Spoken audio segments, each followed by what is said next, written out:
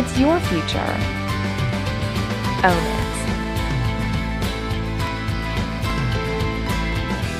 All right, first of all, I'm going to show you guys what cool under pressure is all about. I am guaranteeing a strike on this shot, okay? Watch. Cool under pressure.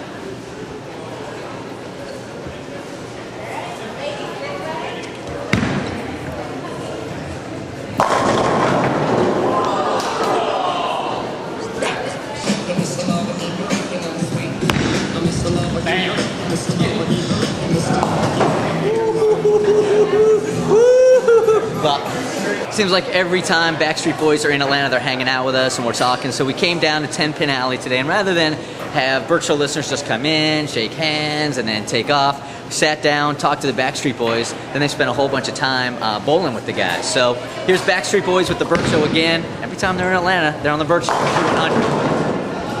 The Bert Show on all the hits Q100. Welcome back, you guys. Thanks for having us. Good to have you. Thanks for having us. Today was like the hot ticket for the last couple of days, man. I mean, people emailing and calling. I mean, as soon as we get in, people wanted to hang with you guys big time. Oh, man. That's cool. Awesome. Very cool. We want to see them, too. Is it ever, like, surprising to you guys? I mean, just like, damn, I mean, we got staying power. I mean, people that, they don't, like, dabble. We were talking about this. You don't dabble and dig in the BackStreet Boys. You just, like, you love them forever. We do. We have some really, really, truly supportive fans that have, I mean, it's amazing to see, like, the years that they've stuck behind us.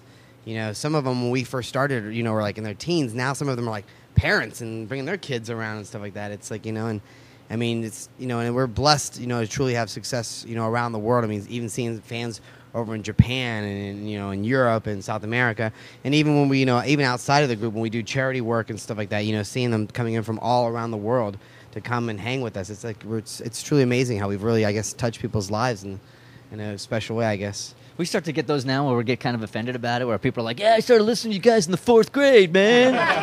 And now I'm celebrating my 20th wedding anniversary. This is the greatest. You guys get those now? And you're like, man, we're getting old. Yeah. We've had a couple of those. Yeah. Yeah.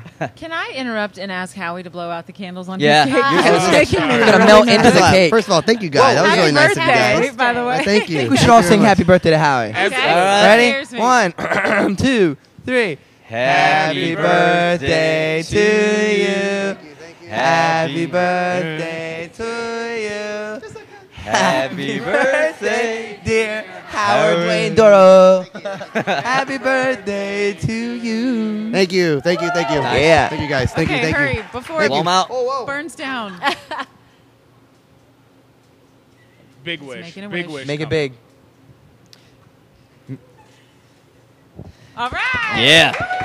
Million albums sold in the first week. Is that what you're looking at? Is that what you went with First right there? week, big Don't sales. tell. Don't tell. It won't come true. No. How old are you?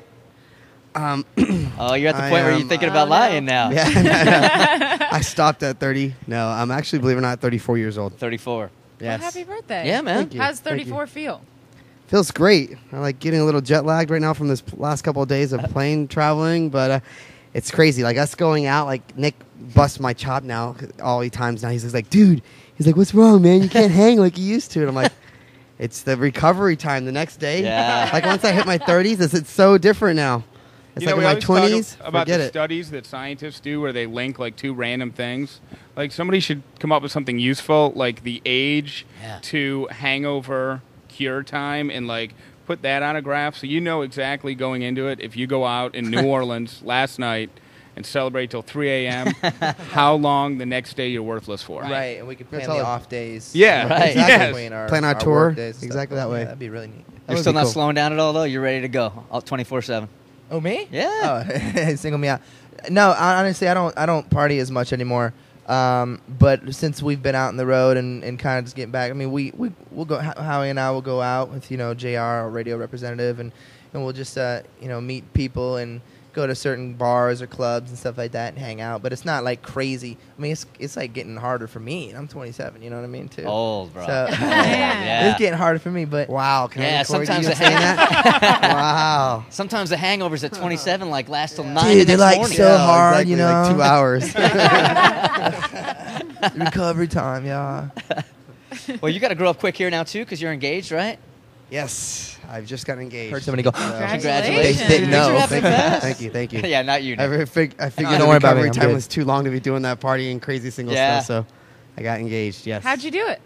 Actually, I've been with this person, believe it or not, for 6 years, and I kept it kind of like on the DL because I've always been very private about my my social life outside of the group and stuff like that. But actually, I went to her family's house in New Jersey on a New Year's Eve, and I proposed to her in front of all her family, and it was so crazy. A friend of mine told me, he's like, "You're going to be more nervous at this than probably at a concert." And it was literally like maybe like 40 people, but I felt like I was more nervous than like 40,000 people in front of performing. I mean, you have to be sure that she's going to say yes. Yeah. And have Yeah. dated for 6 years before you say get in no. front of 40 family members, That- right? If you do it in front of her family and she says no, that there's no bigger walk of shame. Yeah. Oh, yeah. As you walk out of that house with like And it's an Italian family, so I was like, Oh. gotta watch out for the Grandma, like- yeah. Now, you know what's worse than that? Than you actually walking out is when the whole family walks out and leaves you guys alone. yeah. And you're there Right. all by yourself, man. But, I mean, bro. how he knows once he's in the family, there's no turning I'm in the back. family. Yeah. It's Italian. Yeah, you're in. Did Yeah. you ask Dad beforehand? Do the whole I traditional actually thing? did. I actually, believe it or not, I asked her mother to help me out because I was wanted to do like a little special kind of gag kind of thing because I've always like, our ongoing joke is like, you always dangle the carrots in front of my face kind of thing. So I asked her mother if she would help me by getting a box of carrots, like raw carrots, and literally at the like 5 minutes before the strike of midnight, actually right even before that, I asked her father and her grandmother, because her grandmother is like 94 years old and is a very special person in her life, and is almost become like a grandmother of mine that I never had. And so like I say, I told her, I said, there's one last gift I wanted to give to you really quickly, and she opened it up, this box of carrots, and everybody's like, huh? Like, what is this box of carrots thing? And she's like trying to tell everybody, and by the time she turned around, I was down on one knee with the real carrots in my hand. Wow. And Nice. so I'm trying to You rascally wabbit. patent that little. I'm You trying to have- patent that little engagement thing. So if anybody else decides to do it, they can credit me, please. Now, is she the type of bride, like you did that at midnight, obviously, on January 1st, and by noon, did she have the date, the location, the guest Oh yeah, list, we were already set up for the whole next Game 10 on. years. We were already just joking. kids' No, names picked out, everything done? No, actually, I mean, we discussed a little bit the next day. It's obviously we're in the midst of trying to figure out, timing wise for everything, because right now we're getting ready to start everything up with BackStreet Boys, and and our whole promotion and touring, and it's gonna be next probably 2 years of my life are gonna be a little bit crazy. Yeah. So we're figuring out when's the right timing to do everything, the wedding, we might even have to separate the honeymoon from the wedding and stuff like that, and so. But it's a new and exciting chapter in my life. Cool, man. So Well, Nick Howie was saying that he really tries to keep his private life private. Yours has been a little bit of a tougher challenge over the years. A little bit of a tougher challenge for you. Do you think that the media? Why do you think the media has kind of like singled you out? Because it sure does seem like they like picking on you more than anybody else. Well, I think I'm the one that had that was the youngest, and I don't know, maybe they knew I was going to go through some problems and hiccups, on the way. Yeah. So maybe they singled me out because of that. But, I mean, that's the only answer I could say for that. But all the stuff that I have done, whether it be a reality show or date certain people, whatever, I mean, it's just kind of happened. It's never like I ever planned it to be some sort of plot or anything to draw attention. It just happened the way and always, and things...